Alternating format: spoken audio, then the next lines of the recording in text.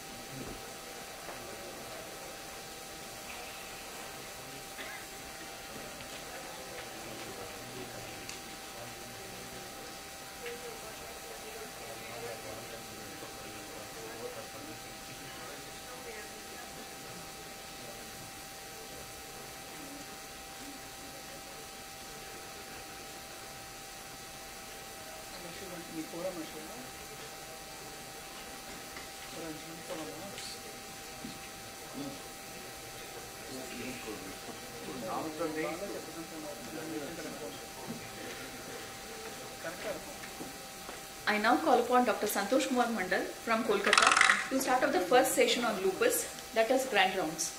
Welcome, sir.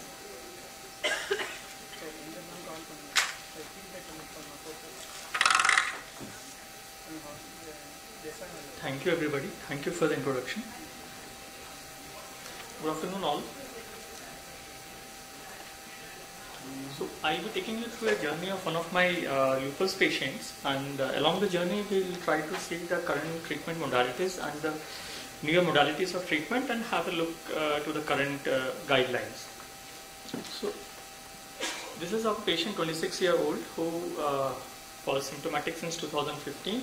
Presented initially with a history of fever, inflammatory polyarthritis, oral ulcers, photosensitive malar rash, and on examination had cervical lymphadenopathy and mild hepatosplenomegaly. On investigation, she had bicytopenias with low hemoglobin and total white blood cell count. She had subnephrotic range proteinuria with 1400 milligrams in 24 hours. Further investigation showed she was DCT positive with a high ANA and dsDNA levels with very low complement levels, and APS workup also showed positivity for anticardiolipin antibody and beta-2-GP1 antibody. And on imaging, she had mild pleural effusion on chest X-ray and mild ascites on ultrasonography.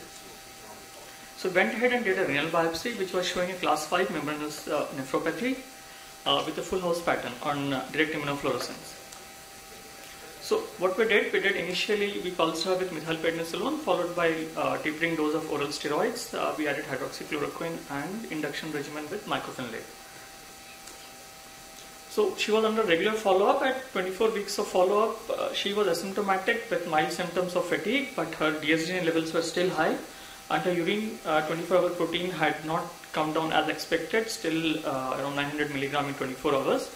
She was having a lot of problems in taking hydroxychloroquine. She was having this recurrent itching whenever we tried to reinstate hydroxychloroquine. Even once-a-week therapy was very difficult for her, so we had to stop hydroxychloroquine and we continued with other medication. So at this point of time, we thought what to do now, because so we considered either increasing the dose of mycophenolate or adding like CNIs, or like switching to cyclophosphamide. But then again, what we did was we did a therapeutic drug level monitoring for mycophenolic acid. So what we found out here was that her MPA AUC level for 6 hours was low. So we increased the dose to 3000 milligram per day, and on subsequent follow-up, what we found was on 36 and 48 weeks, she was doing pretty well with normalization of her dsDNA levels and her proteinuria coming down to less than 250 milligram in 24 hours. So I just like to share with you this one recent study, observational study from Japan, where they showed that those patients who had an adequate MPA levels at week 4, they had a higher chance of achieving clinical remission at week 12 compared to other patients who achieved an adequate MPA levels at a later stage. So probably adequate or a high MPA levels in early phase may predict good renal response, although this was just a small observational study and further studies are required for its validation. So we continue with the journey of our patient. She was doing pretty well over years, and we are able to taper down mycophenolate to 1000 milligram per day But in 2019, about 2 to 3 years back, she had come to emergency department with a history of seizures and altered sensorium, following a bout of fever with loose stool. On investigation, we found that her hemoglobin was quite low, platelet counts were very low, her coagulation parameters were normal. Peripheral smear showed high cystocytes along with high reticulocyte count. So a probable diagnosis of TTP was suspected. So to assess her risk factor before initiating the life-saving plasma exchange, we looked through the literature and found the plasmic score was the most commonly used score, and it was superior and easy to perform compared to other French scores and Bentley scores. So we can see that our patient highlights, she has a very high score of high plasmic score, suggesting that she definitely has high probability of TTP. So we initiated her on plasma exchange, and along with the steroids, she required about 7 to 8 plasma exchanges. And along with that, we had sent ADMETS 13 activity levels, quite a costly test there in Calcutta. So her levels came out at around 20%.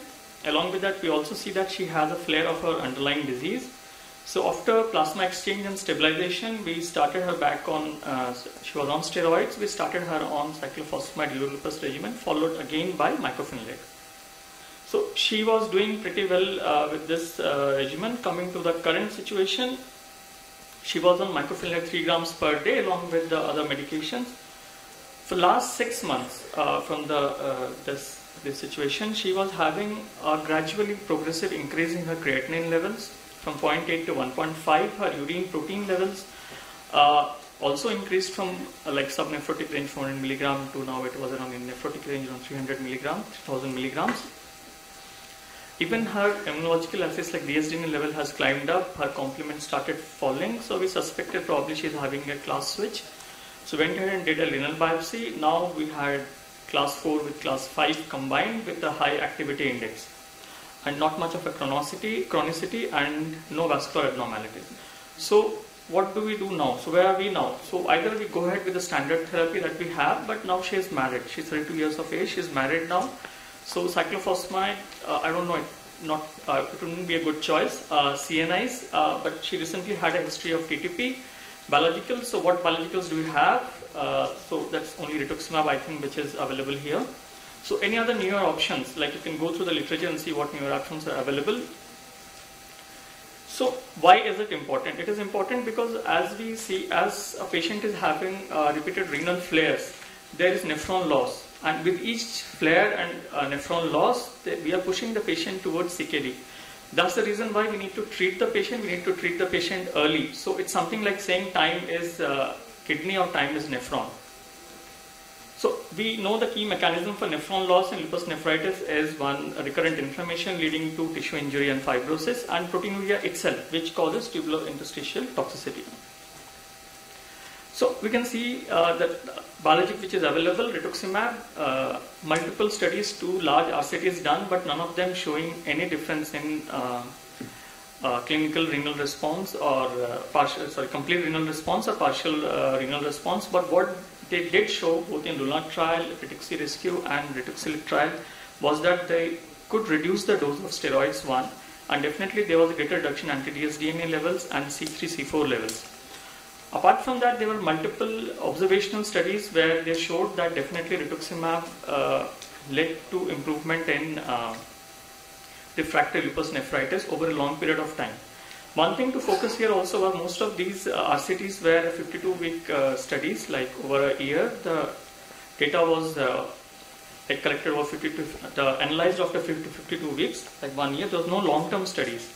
So probably we know rituximab is a slow-acting drug, so we do not know what happens like after we have used rituximab, like studies after 1 year or 2 years or 3 years, maybe long-term more studies is required to assess the effect of rituximab in lupus nephritis.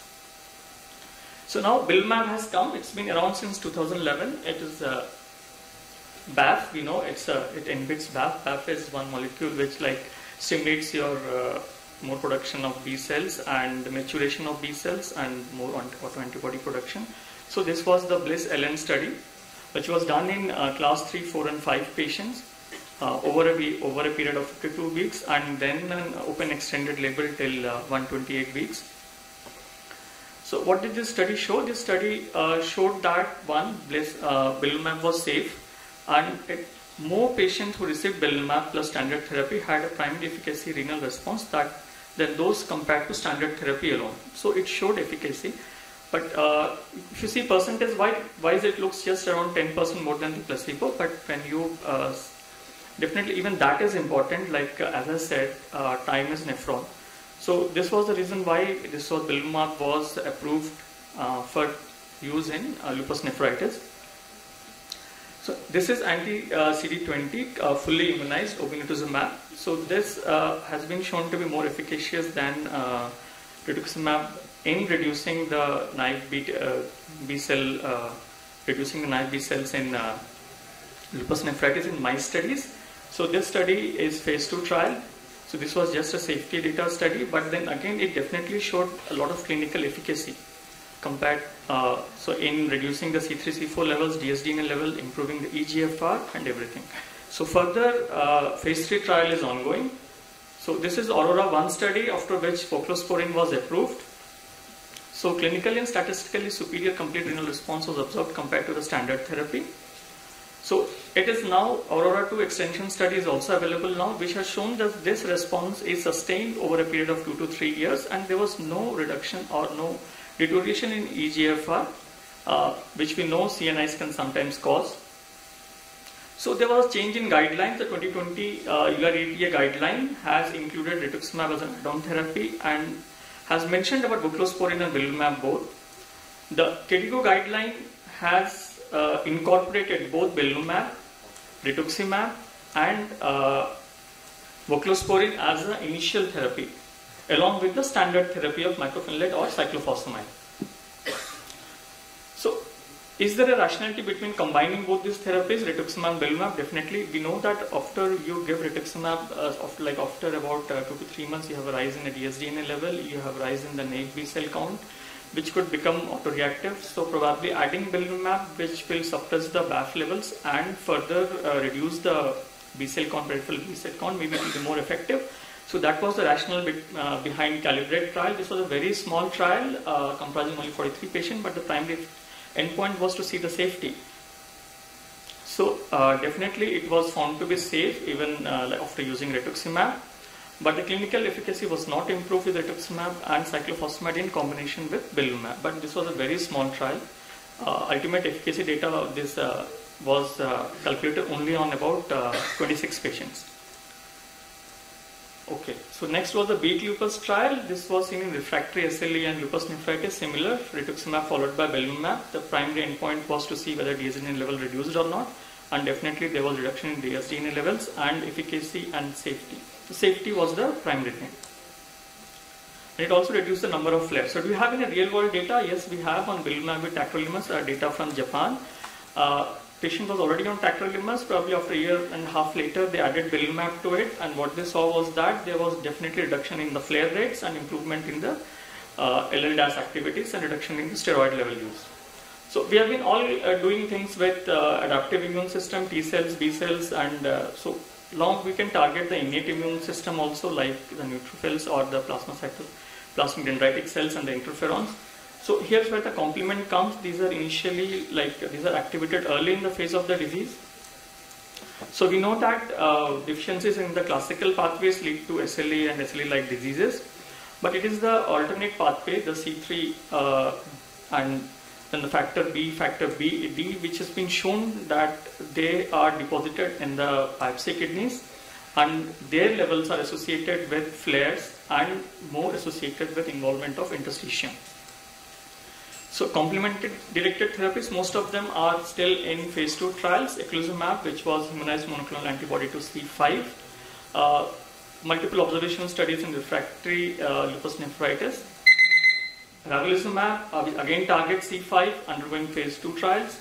Avacopan, already approved for ANCA vasculitis, has not been studied in LM, but again a good choice. Narsoplimab, undergoing phase 2 trials in lupus nephritis, and APL2, which is a synthetic cyclic inhibitor for C3, undergoing trials for lupus nephritis. So anifrolumab is recently approved for active lupus nephritis. So this targets the type 1 interferon receptors, so the innate immune system. So this is undergoing a phase 3 trial, the IRIS trial, phase 3 trial for proliferative lupus nephritis. One red marker for this is the increased frequency of herpes zoster was in anopheles group. Other is iberdomide thalidomide-like derivative. We know that this transcription factors, Acaros and Aerolos, are involved in increased proliferation of naive B cells to mature B cells, and again increased plasma dendritic cell population. So when you're targeting this iberdomide with CL4, it combines, and with ubiquitin, it causes degradation of both these transcription factors. So this has not been studied in active lupus nephritis, but then again, definitely, maybe there could be a role. So what we did with our patients, definitely would have preferred to go ahead with voclosporin or belimumab, but since it's not available, went ahead and gave rituximab and continued with mycophenolate. Patient is doing well. She's under follow-up now. So, thank you.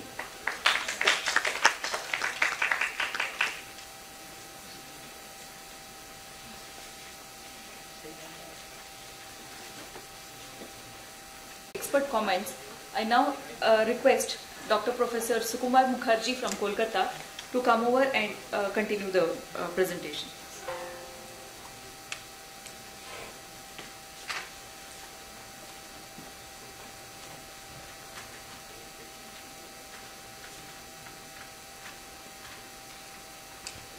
Good afternoon, chairpersons. May I have the permission to show some slides because of complex slide?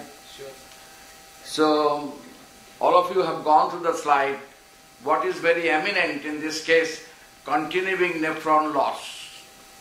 And that continuing nephron loss, we have to put a brake. And that brake is multiple.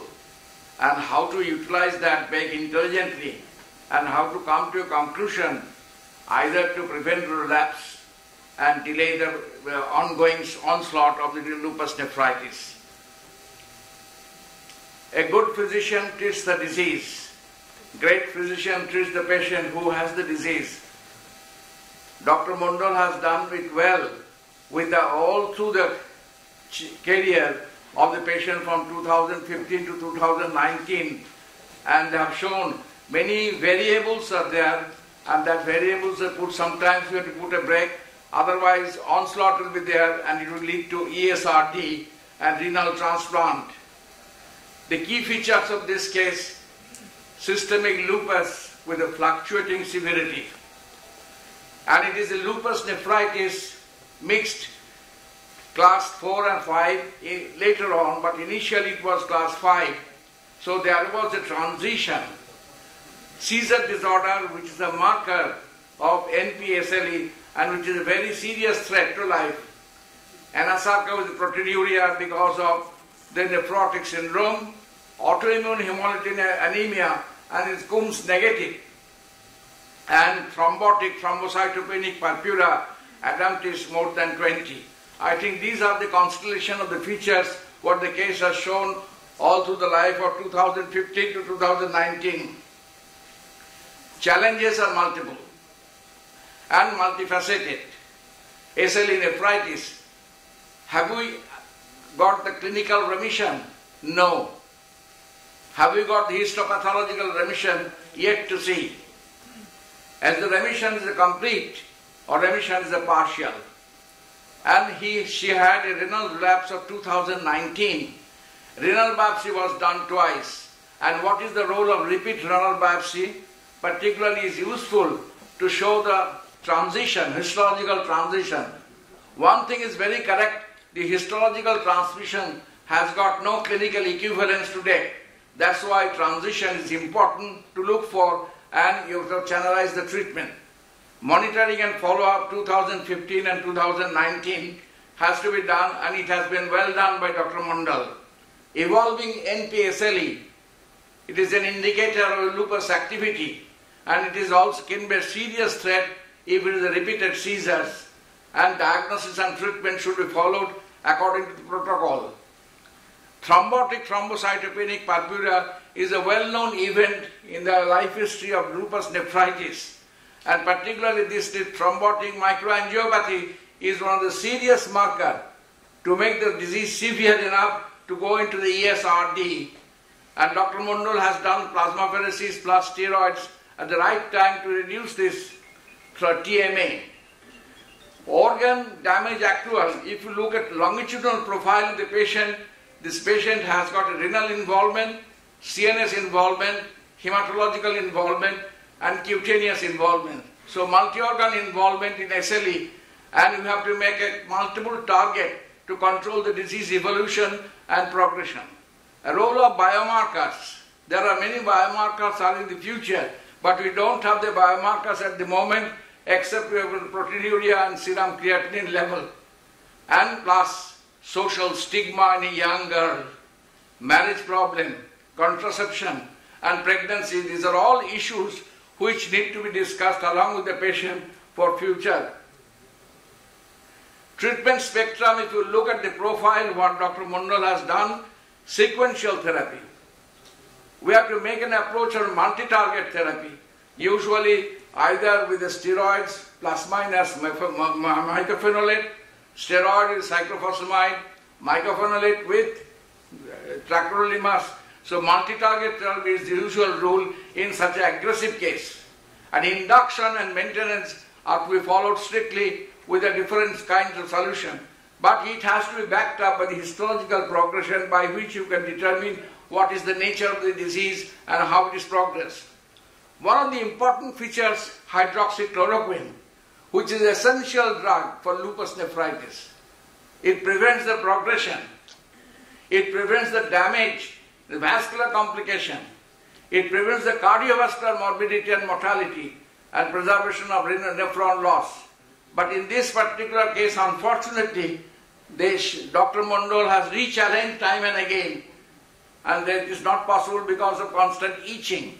And that is one of the handicap or my negative point in the course of illness. We are missing the beautiful drug, least expensive, more productive in the case of lupus nephritis. In future, we have got the TLR antagonist which may come and may replace hydroxychloroquine. We have yet to see. Now the question of steroid. Steroid taper or steroid spare. This is a very important issue all through the life of a patient of lupus nephritis. Steroid has got marked effect on the acute emergencies, but sometimes it causes so much of side effects in the young girl that it should be taken care of. Osteoporosis prophylaxis.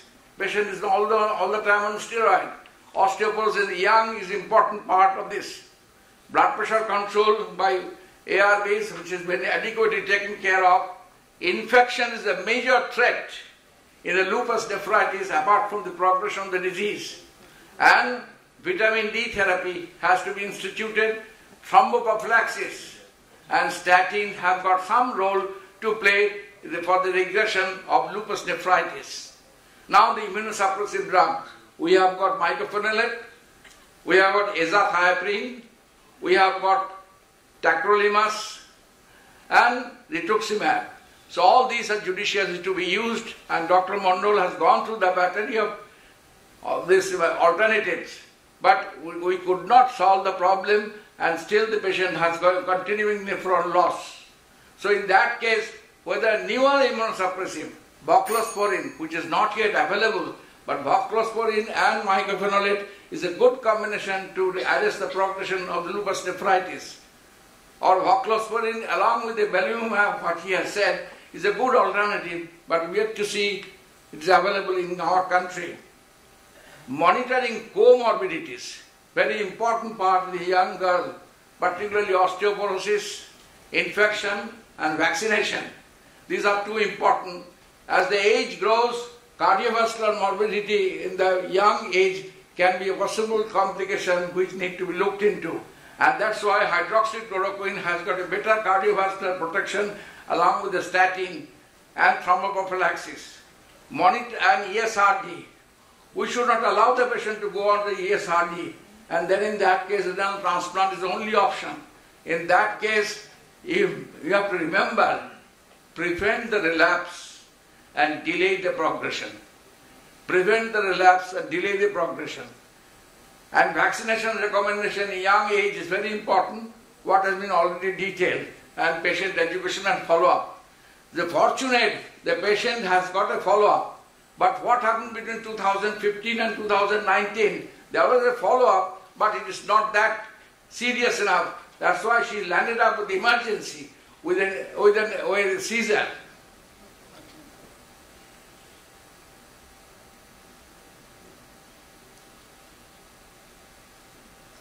It's not moving. Excuse me.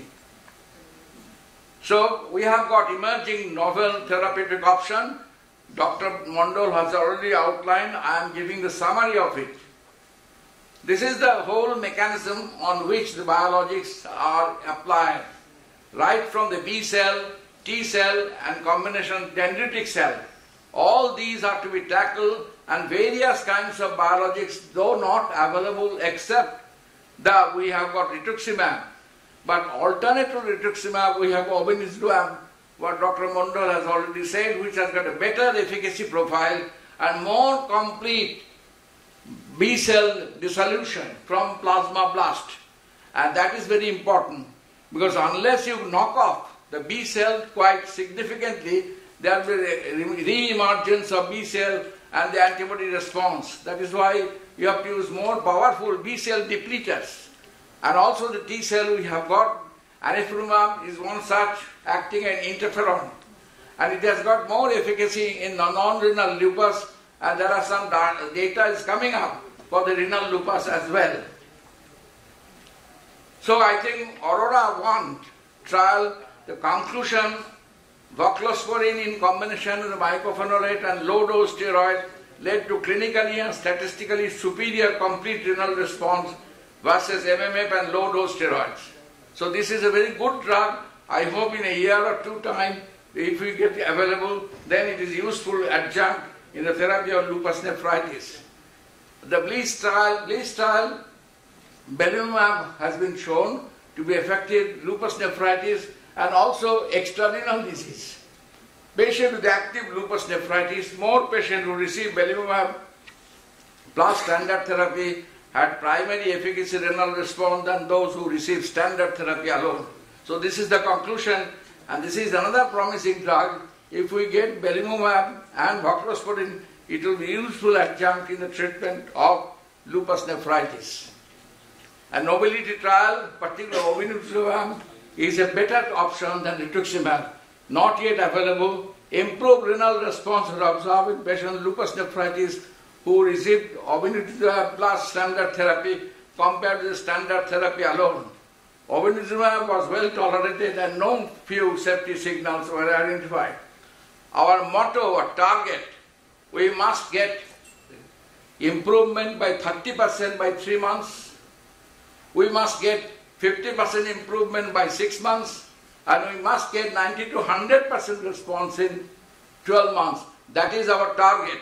And in order to achieve the target, we have to use the more arsenal in the treatment of lupus nephritis, provided it is available. In our country, what we have felt in the clinical practice, hardly there is a 45 to 50% patient who respond, and rest of the time they led to renal failure and other complications. But remember, lupus nephritis do not die mostly from the renal disease. They die mostly from cardiovascular disease and osteoporotic fractures. So take care of those things which are very relevant in the practice of medicine with lupus nephritis. So main thing is prevent the relapse, delay the progression is our usual target, and that is the time-bound target that has to be maintained in order to be successful in the treatment of lupus nephritis. Thank you all for kind attention.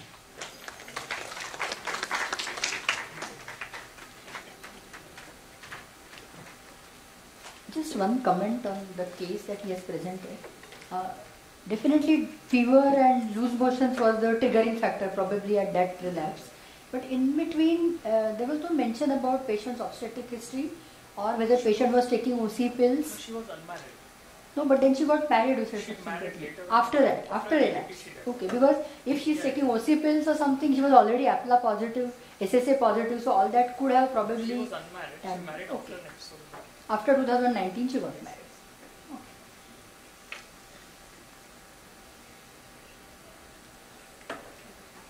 Thank you, Dr. Sukumar. Sukumar Mukherjee. We will now have a virtual presentation by Dr. Dizifa Day from Africa. Madam will be talking on lupus science and economy, the newer drugs and guidelines for lupus, applicability in resource-limited nations.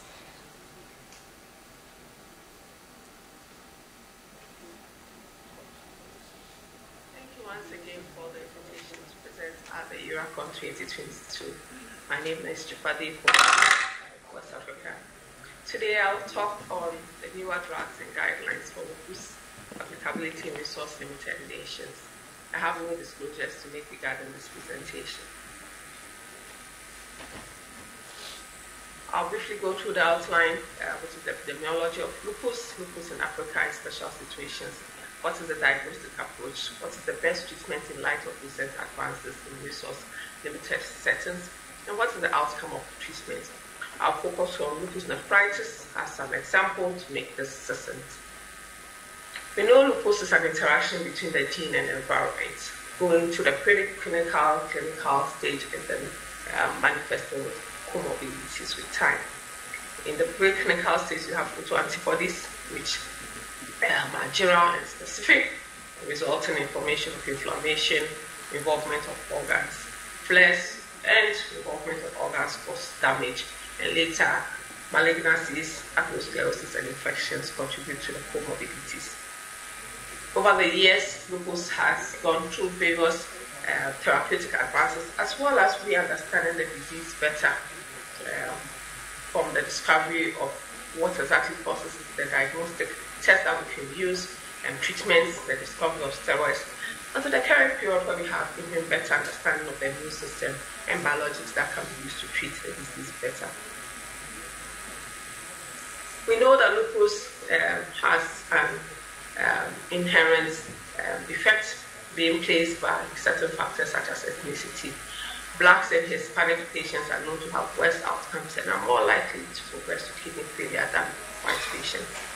Blacks and Hispanic patients tend to have more severe disease underlying their histopathology, having higher serum creatinine levels and more proteinuria than white patients as diagnosis. And they have different antibodies as well, lupus nephritis, including anti-Smith, anti-Ro, anti-RMP antibodies that are more frequent in people of African descent. Now, what do you do about a problem that does not exist? Despite increasing reports in academic literature, the public perception is that lupus is non-existent. If it's non-existent, governments are not willing to invest in their treatments. What are the barriers to care? Patient barriers. We have lack of awareness, increased burden being placed on the diagnosis, and the socio-economically or social-cultural ingrained fear of this disease due to spirituality and stigmatization, of course, poverty and limited access to care. Lack of rheumatologists, basic diagnostic tests are not available, and so this impacts on diagnosis. And we have the systemic barriers, including the fact that due to the high burden of other diseases, governments do not want to invest in the treatment of such conditions, which they don't think are important.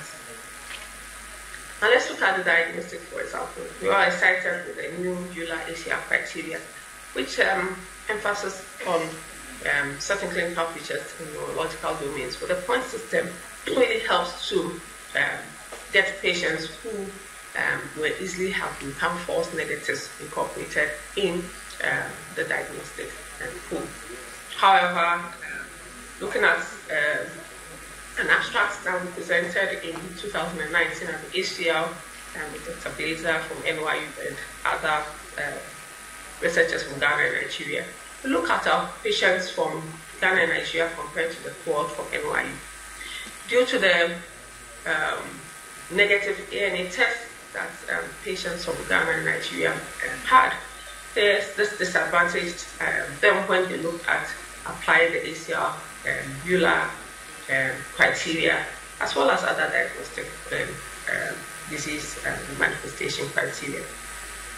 96% of patients from NYU met the ACR criteria, the SLIC criteria, and 95% met the EULAR ACR criteria. Comparatively, the Ghanaian cohort, only 85% met the ACR criteria and 84 the SLIC criteria, and only 62 met the new ACR EULAR criteria. Similar results were found in the Nigerian cohort, which showed that only 90 met the ACR criteria 87 the SLIC criteria, and only 61 the ACR criteria due to their negative AMA test. Does lupus nephritis occur in Africa? Most present with proliferative disease with overall mortality ranges from 7.9 to 34.9%, with increased disease activity, kidney failure, and infections cited as the most common cause of mortality. 5-year survival is between 48 to 84%, while 5-year clinical survival is 54 to 94%. The survival rates are higher, however, for studies that are reported from North Africa. Now, we know treatments may be based on histological subtype.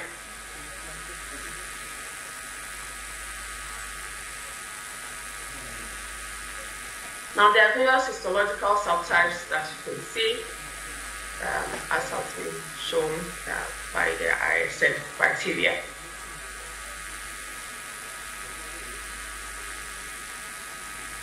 When we look at lupus nephritis from Africa, we have this is the histology presentations from various authors. You can see various classes of lupus nephritis. 40 to 50% of patients have only class 3 and 4 disease, which are more severe disease.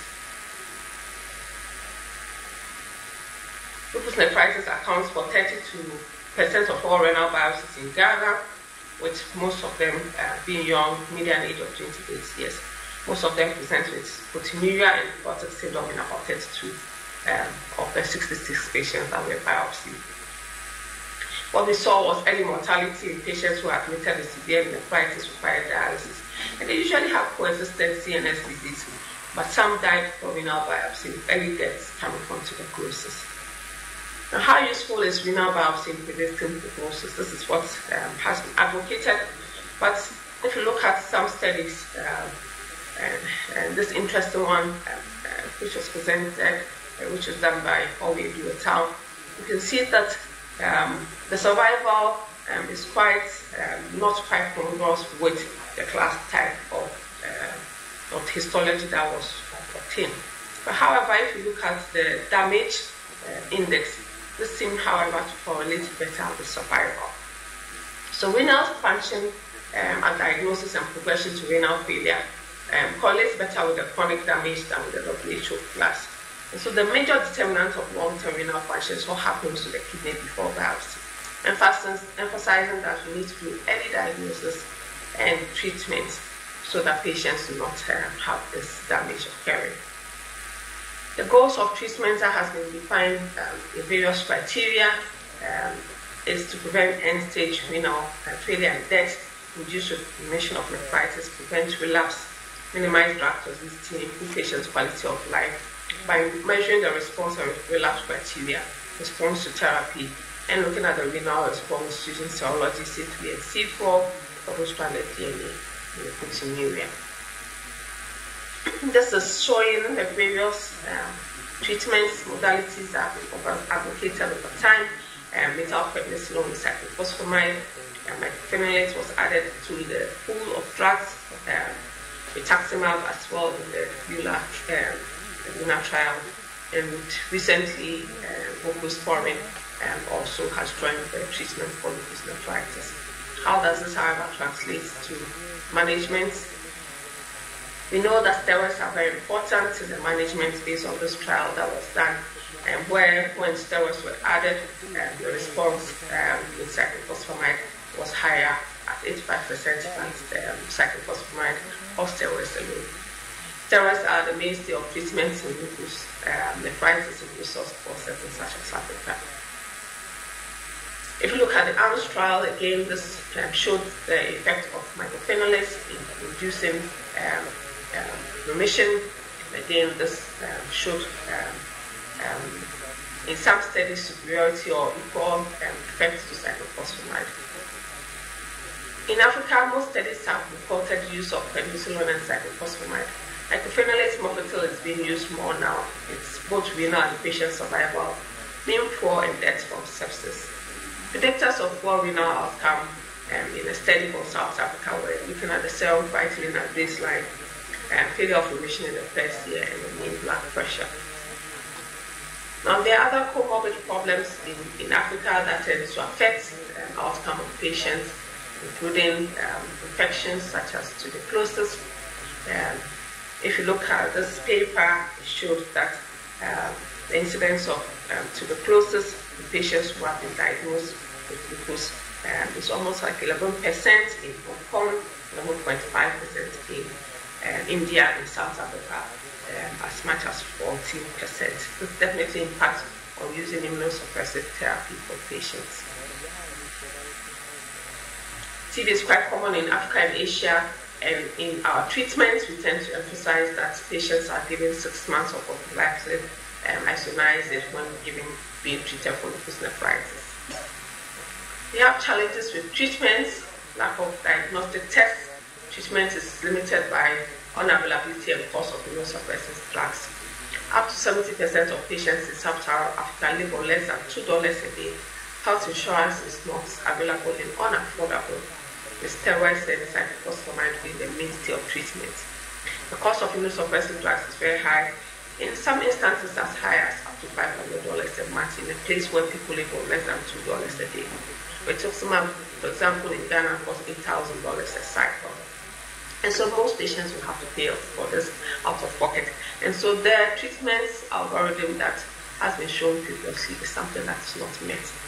When it comes to other complications or comorbid problems like acute kidney injury or dialysis, 50% of FSLE patients in South Africa will present with acute kidney injury. Ibrahim et al. In Egypt found 85% of patients with SLE present with impaired renal function. Dialysis is unaffordable and unavailable, with average cost of dialysis in many parts of Africa being $100 to $150 per session. One study in Nigeria reported that out of 158 patients who were dialyzed, only 3 patients, representing 1.9%, could afford dialysis for more than 12 months, which has a huge impact on their personal, social, and social life experiences. The landmark trials that have showed the impact of rituximab or lupus nephritis, this is something, as I said earlier, that is really unaffordable in most African settings. This shows how much response you can have with rituximab and lupus nephritis. We have few patients in our cohort who have been able to do that. Mycophenolate definitely something that we're using more now and induces more remission compared to cyclophosphamide in our group of patients. Even though studies show that it is obviously mycophenolate is better in patients of African descent and Asian population. A prohibitive problem is the cost, and so most patients cannot afford it and end up using cyclophosphamide for them. Belimumab is not available, so we don't tend to use it in our settings. A lot of studies are coming now with using belimumab in combination with rituximab for nephritis, and that is something that's going to be explored more in the future. Voclosporin is a new calcineurin inhibitor.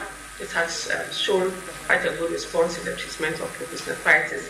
It has 2 mechanisms of action which potentially is relevant to the treatment of lupus nephritis, including inhibition of calcineurin, which reduces cytokine activation of T cells, and inhibition of calcineurin, which stabilizes podocytes, protecting against proteinuria. The jury is out whether it is just mainly proteinuria reduction that voclosporin offers, or it has a huge effect on the immune stimulation. And so in future, we'll find out whether it is really as robust as it shows. The trial shows that when it was compared with mycophenolate and tapered steroids, it had good response overall 52 weeks. Antimalarials are used most often in our patients and is known to be anti-inflammatory, anti-thrombotic, and safe to use. Lupus nephritis treatment has been shown to be better with hydroxychloroquine, with 12 months renal responses being better. It reduces flare risk, delays progression to renal failure, and triples the mycophenolate response when using lupus nephritis. Most of our patients cohorts tend to have hydroxychloroquine being used, and so it's really advocated. Now, how do we maintain remission in lupus nephritis? We show that maintaining remission is very important in reducing mortality. If patients are in remission, their 5 to 10 years survival is higher. The problem is a lot of patients tend to skip treatment or not complete treatment or induce remission in resource-poor settings. And so finding out ways to be able to do that is very important. There are no clinical trials which are going on in Sub-Saharan Africa, in lupus nephritis, for example, in all these drugs. And that raises concern because you cannot just extrapolate data from other populations and hope that this will work. We know genetic manifestations, genetics affect the manifestations of the disease differently. And so it's important that trials are done in these countries as well to help and make sure that our patients respond to the treatments that are available. In conclusion, patients with lupus tend to have high significant morbidity and mortality. Kidney failure, for example, remains unacceptably high. Looking forward, we hope that we would improve outcomes by incorporating a multifaceted approach to management of lupus nephritis. New clinical trial designs, identification of novel markers that would allow for early disease recognition and patient stratification will be important. Currently, there are no special data which would help to individualize treatment, but this is a little bit far from Africa. There's a need to develop realistic diagnostic management criteria that can be used in the setting of scarce resources to enable standard of care that is affordable yet safe. AFLA, for example, can sponsor development of local guidelines as has been done for RA in Kenya and Ghana. And we need to validate surrogate tools that can help improve care, for example, in lupus nephritis. Various stakeholders, including governments, pharmaceutical companies, can help to reduce affordability gaps by rationalizing registration processes, tax waivers, equitable pricing, and helping to regulating distribution chains so that markups of drugs are reduced. And patient assistance programs which have been marketed and piloted in other diseases such as cancer and diabetes can be harnessed in rheumatology as well. Novel approaches to drug delivery such as drones can be done, as has been done in Ghana and Tanzania, to deliver drugs to entire areas so that patients can have better outcomes as well. Thank you very much for your audience, and I thank you for inviting me to present at this conference. And we look forward to more collaborations and talk in the future. Thank you. I wish you success in the rest of the conference.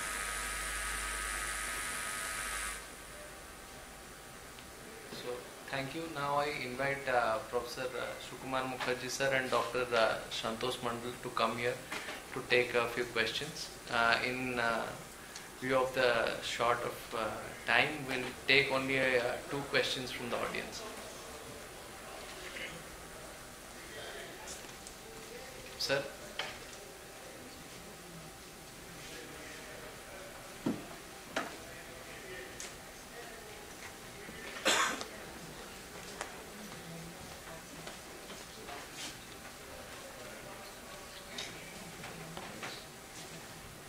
So if there are any queries or questions regarding the case which Dr.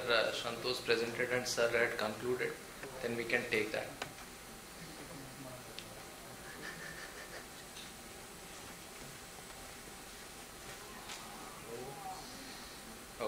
Okay, it seems that no questions are there. They have elaborated on all the aspects of novel lupus therapies and Everything is clear. Everything is clear. So we'll move on to the session on hydroxychloroquine.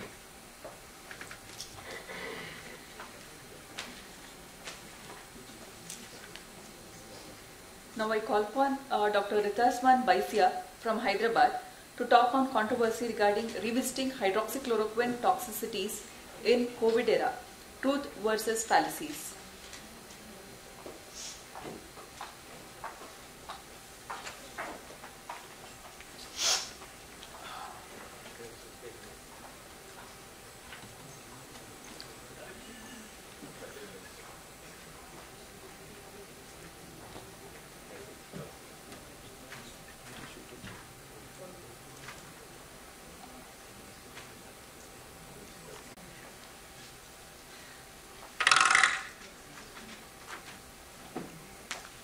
Good afternoon, everyone. Hello. Good afternoon, everyone. Now I am going through a consensus topic on revisiting hydroxychloroquine toxicity in COVID era, truth versus fallacies. How it is going next?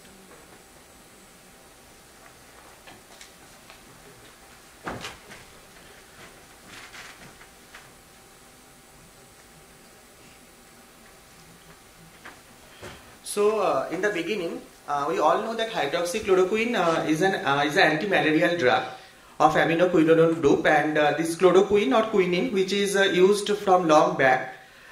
This is the backbone of SLE treatment. Not only SLE, apart from that, rheumatoid arthritis, Sjogren's syndrome, all of you are using SAQ, and FDA approved its use in USA since 1955. So, for the last decades, this drug is used very effectively in SLE and these other rheumatic diseases, and has a very good safety profile. The only concern was their visual toxicity for the prolonged use, particularly for more than 5 years. In 2020, COVID-19 came, and during this pandemic, there was many drugs which was repurposed for the use in COVID-19, and SAQ is one of them. And after its use, there was controversy with its safety also arises. So, just beginning, how SAQ acts. So, basically, it is a basic drug which stabilizes the pH of the lysosomal membrane, and ultimately it will inhibit the degranulation. So ultimately it will decrease the antigen presentation. Apart from that, it also inhibits TLR7, as already Sukumar sir told. So in vitro studies, it was found that it has effect on SARS-CoV virus replication also by inhibiting the lysosomal protein degradation and the replication of the virus. So for the last decades when we were using SAQ, the toxicities are divided into two forms, either short-term toxicities or long-term. So GI is the most common toxicity, but it occurs mainly in the higher doses, nausea, diarrhea, vomiting. Then the cardiotoxicity, basically the reports which are coming throughout these last few these decades, that case series based, like conduction abnormalities, ventricular hypertrophy, heart failure, valvular disorders. The dermatological complications are also common, but they are not very troublesome. As already this case which was discussed in grand down, that has the patient as itching. So it is one of the common side, itching is the common dermatological adverse effect in SAQ. And the neuropsychiatric side effects are also predominantly based on chloroquine rather than hydroxychloroquine, but hydroxychloroquine also reported to have headache, dizziness, paresthesia, psychosis and neuropathy. Our one concern is the long-term toxicity of retinopathy, which is studied well in rheumatic diseases, and it is found that around 8% prevalence, maybe it is higher if we picked up by multifocal ERG. Mostly it is a prolonged onset, like use for more than 5 years, but cases are also published or studies are there where it is found to be rapid onset. The cardiac and neuromyotoxicities are very few till its use for the last so many years. Few case reports are there which are shown to have cardiac and neuromyotoxicity. So what happened that in COVID era, we used SAQ for a short duration of time, and the dose was pretty high. And that time what happened, that GI toxicity was the most common toxicity also found, and it is more with the macrolide, and one case report of hepatotoxicity is also found. The glucose abnormality or dermatological toxicity was not that much common. What created main concern in COVID era, that is the cardiac toxicity. So there was many reports of QT prolongation, cardiac arrest, ventricular arrhythmia, and this creates a main concern. Now just I am going through a short journey of the SAQ during the COVID time. The COVID time happens in 2020 March. It came in India and all over the world. So all the old drugs which are started to study for the repurposing, and SAQ was one of them. because in vitro study showed that it has antiviral effect.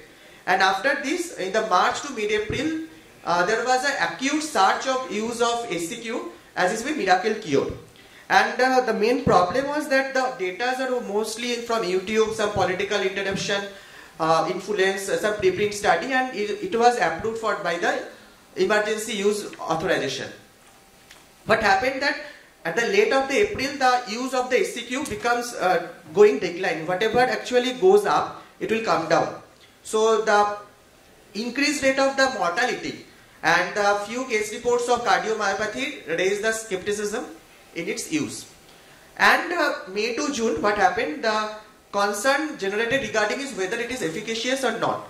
So the solidarity trial actually suspended because the SCQ was not found to be at all effective. And beyond June, the recovery trial, which is the largest trial, and it showed that the SCQ arm is not effective at all in COVID. So the SCQ arm of the recovery trial was also suspended. So in this, under these circumstances, now I am going to how we are revisiting the SCQ toxicities in COVID era and whatever the toxicities still published in rheumatic diseases. So first is GI toxicity. So the articles, there are mainly case report or case series based articles. Whatever it is, they found that the first one is, this is an article published in Arthritis and Rheumatism, where it is found that this higher dose of SCQ is associated with more GI events, and particularly in the early weeks.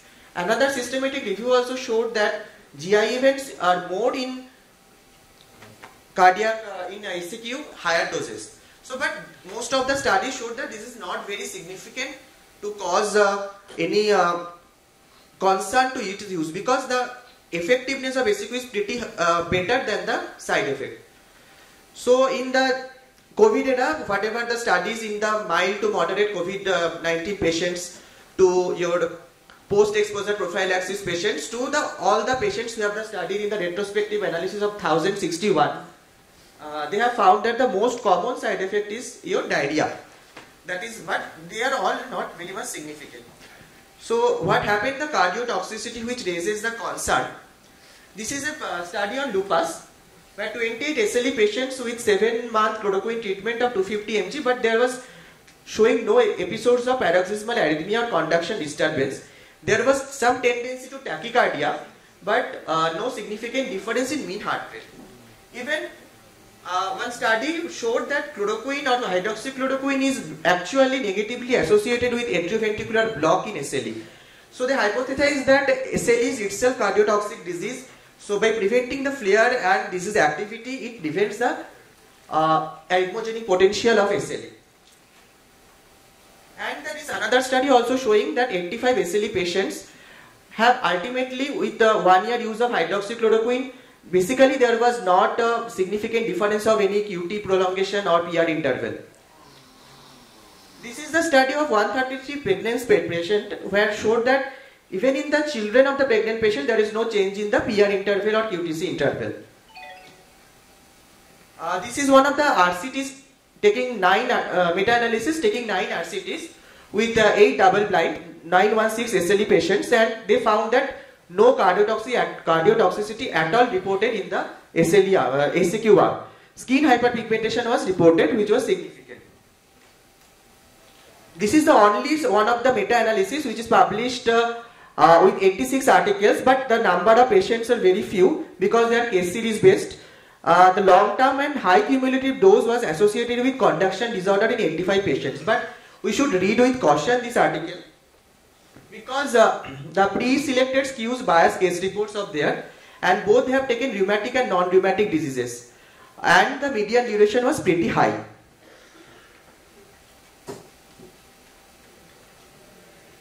This is another study where you can see that the SLE had some elevated BNP, but the thing is that the main drawback of the study was that the most of the older population, which is SLE, is mostly the younger, longer disease duration, high cumulative dose, and the sample size was small.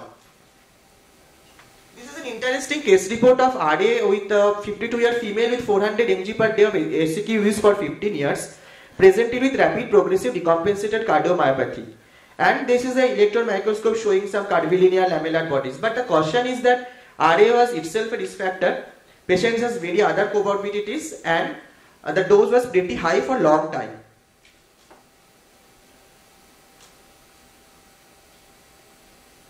This is the till now basically 17 cases of SCQ cardiomyopathy is published. 13 have SLE and 4 are RA.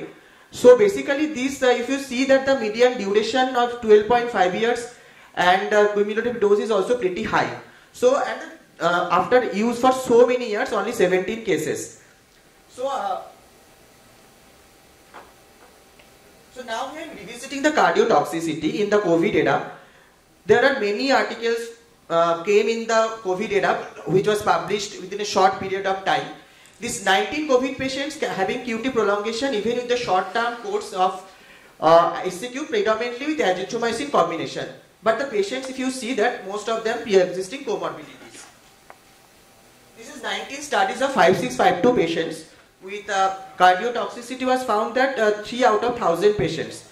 This is mainly the torsades de pointes or ventricular tachycardia. And they also showed that with the pooled incidence of chloroquine or SCQ due to prolonged QTC, they stopped the drug in 5% of cases. But the limitation of the study was age, associated comorbidity, concomitant QT prolonging medication, ICU care and severe illness. So this is another study which showing same like data, but the problem is that this data was not no data on number of exposed population. The JAMA study also showed few cases of cardiac arrest, but the problem is it is a combination therapy but not with the individual drugs. Recovery trial was stopped, the SCQ arm, because there is no significant difference in mortality. So basically what we see that in rheumatic diseases, when we use SCQ, it has some protective effect. Because of the disease per self, by decreasing the progression of the disease, it has a good effect on the heart. Now just I am going to the other toxicity, the skin toxicity. Already there are 21 unique dermatological skin toxicities are reported like drug rash, hyperpigmentation, pruritus. But most of the toxicities are whatever the problem happen in the individual base, like the case we just discussed. They are not at all very common in our clinical setup. Whatever is common, some cutaneous hyperpigmentation used to see. In the COVID era also, the skin toxicity was not that much. Even the neuropsychiatric toxicity in the COVID era also is found in the post-exposure prophylactic patients who have used SCQ very high dose for short time, the irritability, dizziness, vertigo, headache. So the long-term toxicity I am not going very details because it was not studied very details in COVID era also. Whatever the SDOCT based studies are there, they have showed that the cumulative dose high like 1.8 gram or 1800 gram for long duration is actually associated with SCQ toxicity. So now we are following this American Academy of Ophthalmology recommendation of less than 5 mg per kg actual body weight, where the actual body weight is taken as 80 kg, and we have to do the baseline and annually screening after 5 years of use. So what are the truths regarding the SCQ use? SCQ basically a very good drug, cheap drug, and it is used for decades, have a very effective and safety profile in rheumatic diseases. As already said, told that it prevents flaring lupus, it lowers the disease activity, it also shortens the use of long-term steroid, it has even cardiovascular protective action also. So basically prolonged use for more than 5 years can cause irreversible retinotoxicity, which is one of the concern, and we used to start screening after 5 years of use and also at the baseline. GI and skin adverse effects actually comparatively common, but it is mild and is not very much rare, not very common actually whenever we see our SLE patients, because it prevents the skin flares. The cardiotoxicity which is reported in rheumatic diseases is extremely rare. Even you have reported as cardioprotective and mostly the active disease or comorbidity. The cardiotoxicity in COVID actually due to multifactorial cause. One thing is COVID per se is cardiotoxic. There are significant comorbidity, hypercoagulable state or high dose use. So what are the fallacies? The fallacies were that within a short period of time we started to use SCQ like a miracle, and the potential benefit and harm effect of SCQ is not well studied. There was basically due time there is lack of effective and timely open peer and community review in COVID, and there is obviously pressure by social media, preprint publication, political interaction. If you see the total number of study, you will find that the preprints are so many in this COVID area with use of SCQ. And the last thing is that multifactorial causes of cardiac toxicity in COVID were ignored in criticism. So actually what happened, one article from the Lancet was retracted. There's a large study on hydroxychloroquine, and it was written that a large study suggesting hydroxychloroquine doesn't benefit COVID-19 patients and may even increase deaths has been retracted, but that doesn't mean hydroxychloroquine does or doesn't work. So basically don't know how SCQ works in COVID and whether it is have any harmful effect or not. So this time there was some people are uncertain what to use and what not to use, and they started using so many drugs. But SCQ in rheumatological diseases is very important drug, particularly SAD, and it prevents the flare. So the truth prevails that SCQ is very important in rheumatology, and it has a very good effective and safety profile also. Thank you.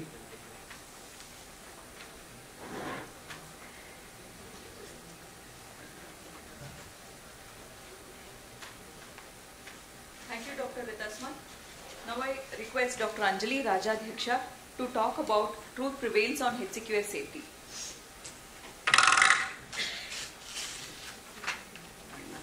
We have all seen over the years that how hydroxychloroquine has been useful in rheumatological disorders, especially RA and SLE. There was not much of a concern in the past, unless of course retinal involvement and toxicity because of prolonged use. But in the COVID area, with lot of controversial reports, there was a concern that whether it is really useful or no. I'll just go in brief about whatever Dr. Ritasman has spoken. I'll just take few points out of it and then accordingly we'll have some consensus. Basically, he has talked about various HCQ toxicities which we all know over the years. The main concern long term being cardiotoxicity, especially in the COVID era. Again, there was, as per its slide, pendulum of HCQ use in COVID. Initially, there was all reactions that, okay, it's a miracle drug, it's going to help. So many things came up. Almost everybody started taking HCQ, even as a prophylaxis for healthcare workers if they are getting any symptoms. And ultimately, after 2 or 2.5 months of all these things, it was said that there is no efficacy at all in COVID per se. So, whether the drug really used or it not yet been useful, the controversy still remains, but ultimately, as per available reports, its COVID per se is not being benefited by giving hydroxychloroquine. Again, truths about what he spoke. It's used, prevents the flares, lowers the activity. Various trials he has shown. Most of the trials that he has shown earlier with toxicities were related to pre-COVID era. Many of them were in 2002, 2007, 2015, etc. So many trials were pre-COVID era, and all those trials showed that there is isolated toxicity about various components like GI, skin adverse events, cardiotoxicity in certain cases. Again, when we talk about various RCTs, there is predetermined protocol, predetermined design of the trial, and predetermined statistical methods that they use to analyze. Now, especially about sponsored trials, industry-sponsored trials, they do have something in mind which will of course tell that this particular drug is going to be useful. And accordingly, sometimes the design has been made. So again, when we are talking about RCTs, again there could be some bias in various RTCs and its outcomes. Again, if we saw that multifactorial causes of cardiac toxicity in COVID were ignored, and then just suddenly from its being a very miracle drug, suddenly it went, it is of no use, in fact it can cause problems. So again, all these reports are controversial, and this final slide that he has shown that may even increase the deaths has been retracted because of the problems with it. But again, what we have seen over the years, hydroxychloroquine has been extremely useful drug with all its benefits related to anti-inflammatory action, steroid sparing effects. And in rheumatology per se, when we are using in the doses that we are using routinely, there should be definitely a beneficial effect. So the conclusion, it's safe in small doses over a shorter period of time. High dosages with comorbidities like hypertension or diabetes, which eventually has a cardiac toxicity as its effects, the higher chances of cardiotoxicity are reported with this study. Then severe COVID per se predisposes to multi-organ dysfunction and increased toxicity of various drugs. Again, the reports are with macrolide and HCQ association. If both the drugs are given together, chances of cardiac toxicity are much more. Isolated toxicities have been not studied in different studies. And again, controversial reports are there regarding whether there is a benefit. So ultimately, whatever is the literature available, it looks like COVID per se, there is not much of a benefit of hydroxychloroquine. But when we are talking about toxicities, definitely in a moderate dose, whatever are the required dosages, judiciously if it is used in rheumatological disorders, that what we are using for decades together now, I think we should come to a consensus that it is a useful drug. But for COVID, probably it's more toxic in view of various comorbidities and higher dosages. Thank you. Any comments from anybody on the chair or audience? I'm V. Chaturvedi from New Delhi. In fact, if you really ask me, we were the people responsible for using hydroxychloroquine. I had just WhatsApp to Health Secretary and they did to the ICMR, and that is how the hydroxychloroquine came. But that is beside the point. What I wanted to discuss is more about hydroxychloroquine skin toxicity.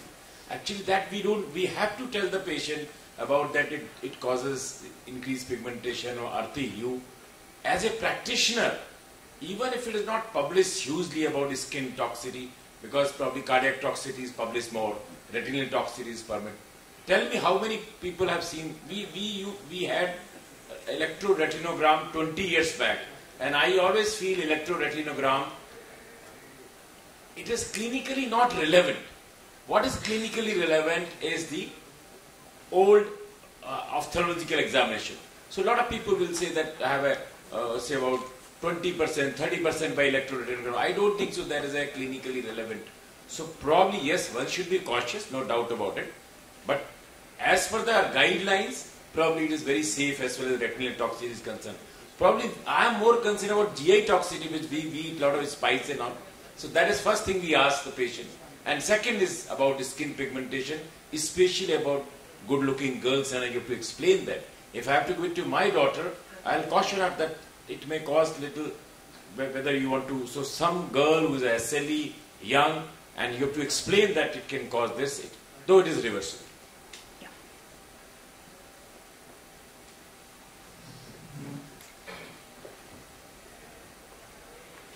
I'm Abhishek from Bangalore. When we was a resident in Apollo, my colleague Dr. Nikunj did the study of HCQ toxicity, because it's important to know the Indian data also.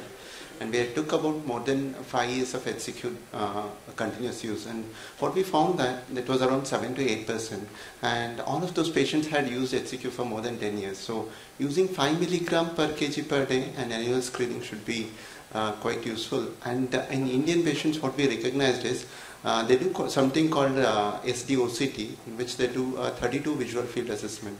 So in Indian patients, you need to include both 32 as well as 10-2 visual field assessment to pick up those extra toxicities. So this is just a comment.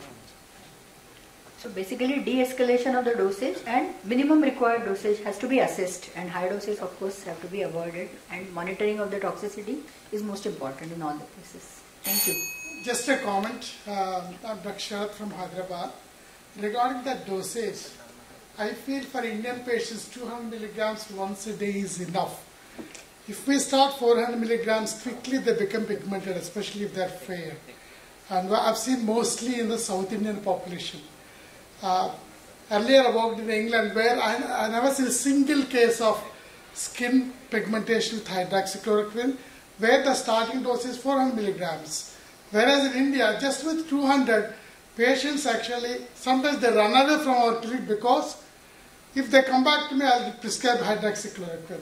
So in some patients, I use less than 200. When they're in remission and the patient complains of skin pigmentation, I may reduce it to 100 milligrams daily or 200 milligrams alternate day. That seems to be working fairly good. And in my clinic actually with this low dose, I haven't seen retinal toxicity. I got some patients, came from other clinics with high dose early adult retinal toxicity. But per se in my clinics, probably I remember only one patient. I have thousands of patients on hydroxychloroquine. So my impression is low dose is better, 200 milligrams, not even 300.